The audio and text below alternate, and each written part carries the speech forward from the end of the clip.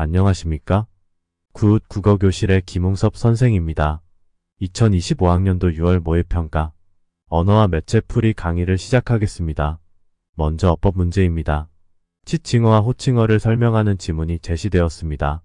치칭어는 일반적으로 사람이나 사물을 가리킬 때 쓰는 말이고 호칭어는 부를 때 쓰는 말입니다. 이 둘이 동일하게 사용될 때도 있고 다양한 관계에 따라 달리 사용될 수도 있다는 내용입니다. 마지막 문단은 미지칭과 부정칭에 대한 설명입니다. 주로 3인칭 대명사에서 사용되며 알지 못하는 대상을 부를 때는 미지칭이고 불특정한 대상을 가리킬 때는 부정칭이라 합니다. 물론 대명사 이외의 명사, 관형사, 부사를 가지고도 이를 나타낼 수 있습니다.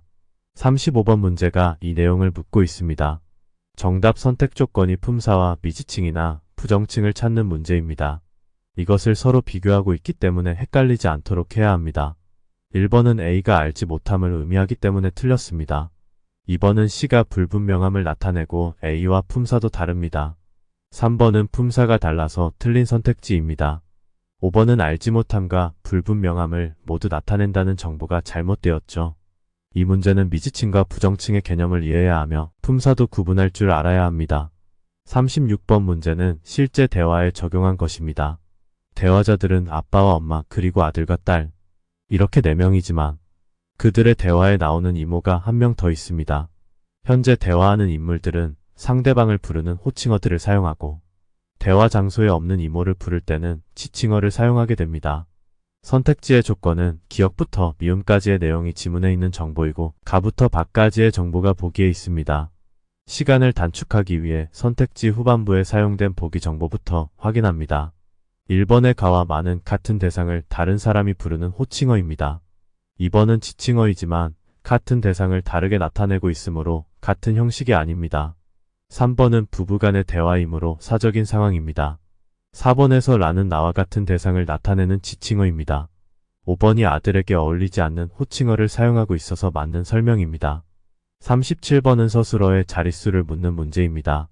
1번과 4번이 모두 두 자리 서술어로 필요한 문장 성분의 개수가 같습니다. 그러면 두 번째 조건인 문장 성분의 종류를 찾아야 합니다. 4번의 얼음으로 된 성은 얼음으로라는 필수 부사어가 사용되었고 그는 남이 아니고에는 보어가 사용되었습니다. 1번은 댁에 계시다와 여객선이 항구에 도착하다 모두 필수 부사어가 사용되었습니다. 38번은 의문 변동을 묻고 있습니다. 일반적으로 의문 변동을 구분만 하는 문제가 아니라 변동이 일어나는 순서나 조건까지 살펴보아야 합니다. 1번의 실험 내에서 업이 먼저 자음군 단순화가 되어 업으로 바뀌고 뒤에 니은의 영향을 받아 미음으로 비음화가 일어납니다. 2번은 음절의 끝소리가 먼저 일어나고 된소리 되기가 됩니다.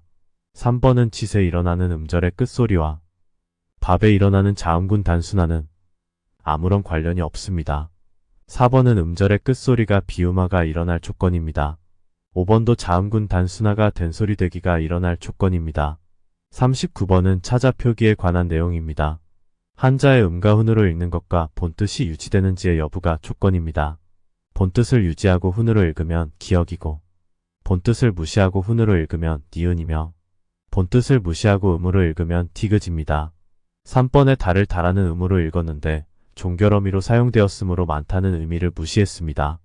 이것은 니은이 아니라 디귿의이기 때문에 잘못되었습니다. 이번에 텔레비전 뉴스를 제시한 매체 문제입니다. 먼저 진행자가 화면에 보이고 다음에 기자의 현장 취재 장면이 나옵니다. 그리고 마지막에 인터뷰 내용이 나오는군요.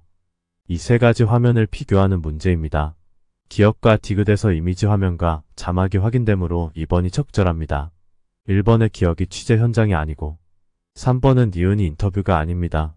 4번은 화제 전환이 잘못되었고 5번의 추가 정보가 틀린 내용입니다. 41번의 시청자 수용 양상은 보기 내용만으로 해결할 수 있는 문제입니다.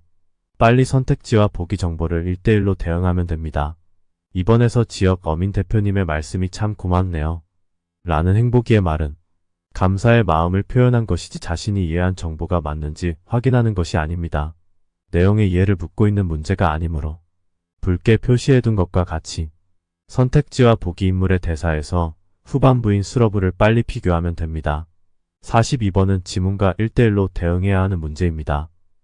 여기서도 두 가지의 조건이 나오는데 보조사나 연결어미와 같은 문법적인 조건과 내용적 조건이 후반부에 있습니다. 일단 후반부의 정보를 먼저 확인하는 것이 좋습니다. 그렇다면 내용상 이미 잘못된 정보들을 빨리 확인할 수 있습니다. 4번이 대등적으로 이어진 문장을 사용하여 복원에 유리한 이유를 두 가지로 설명하고 있기 때문에 맞는 정보입니다. 43번은 주어진 포스터의 내용과 선택지를 비교하면 됩니다. 정보의 위치를 빨리 파악하기만 하면 쉽게 해결할 수 있습니다. 행사 내용에서 상위와 하위 항목의 글자 크기와 굵기가 차이가 없다는 것이 바로 확인이 됩니다. 이렇게 단순한 문제인데 시간상 압박 때문에 서둘다가 틀리는 경우가 없도록 해야 합니다. 마지막은 온라인 화상회의 내용을 가지고 두 문제를 해결해야 합니다.